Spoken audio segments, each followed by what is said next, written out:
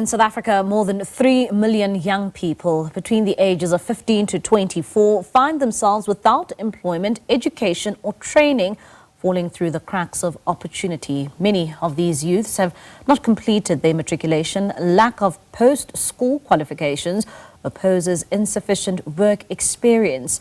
In regions where economic opportunities are scarce, targeted youth employment interventions emerge as a vital solution to help these individuals secure a brighter future.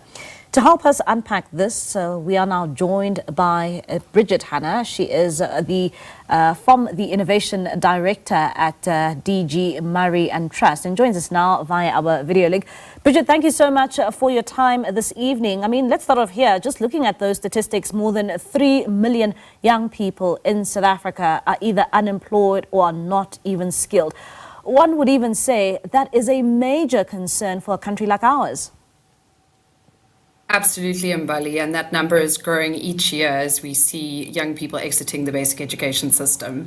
And so it is so critical to think about how are we bringing young people closer to work and closer to sustained work.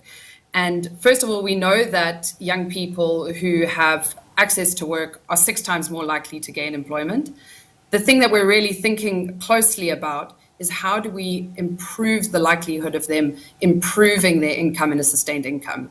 And that's really where the skills sector comes into play. And looking at the skills sector, I mean, how can this be turned around to ensure that, young people who are unemployed are skilled enough so that they can provide and put food on the table for themselves?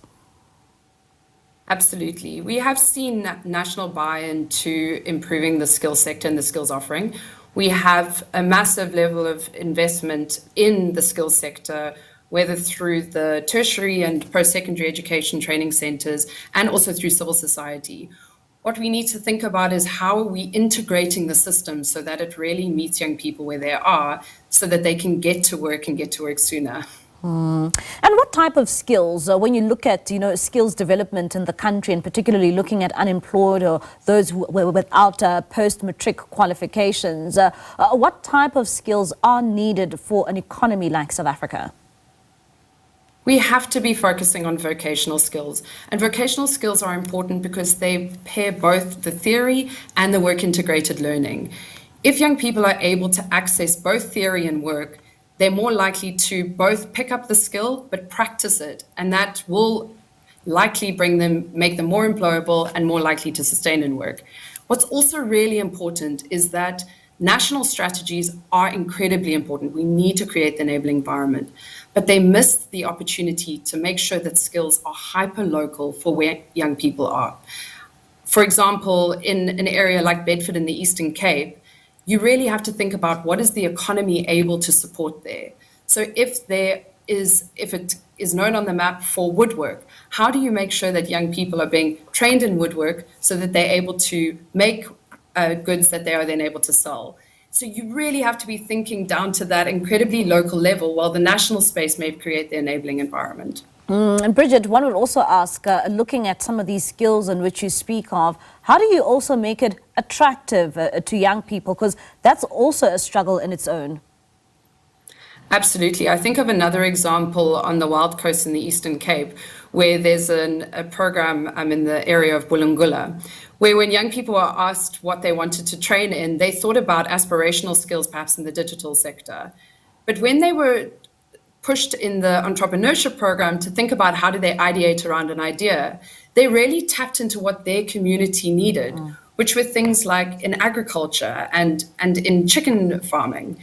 And I think what's so important there is that we meet the needs of the community. Young people know their communities and they know what they need.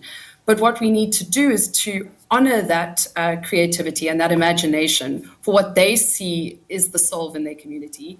And then think about, well, how do we create training that meets that? And then how do we safeguard when they do think of an enterprise opportunity so that trying and failing keeps them sustained in economic activity and doesn't allow them to drop out of it. Is there a willing environment to ensure that, young people can acquire these skills? And how are they reacting, to skills development of this nature? Yeah, and I think we have seen national buy-in. The Presidential Youth Employment Intervention has identified areas of demand-led skilling and are deeply interrogating where the labor absorption capacity is.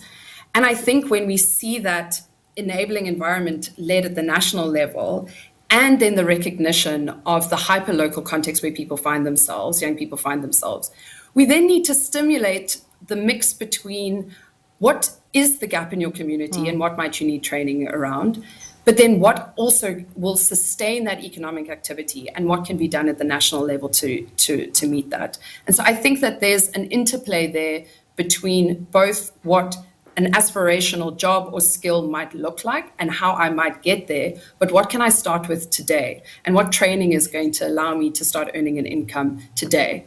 All right, Bridget, thank you so much for your time. That's Bridget Hannah from the Innovation or the DG Murray Trust, and she is the Innovation Director there, talking about skills and how this can assist the youth, particularly when it comes to upskilling them so that they are able to provide these skills to their various communities.